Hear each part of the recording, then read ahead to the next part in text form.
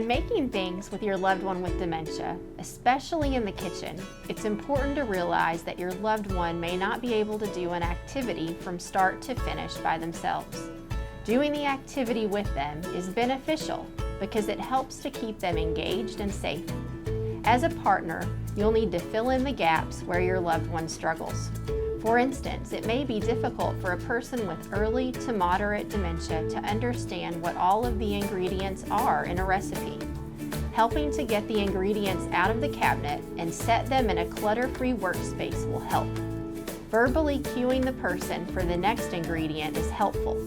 They may have difficulty focusing for long periods of time, so invite them to participate for shorter specific tasks, such as adding an egg to the recipe or stirring the cake batter.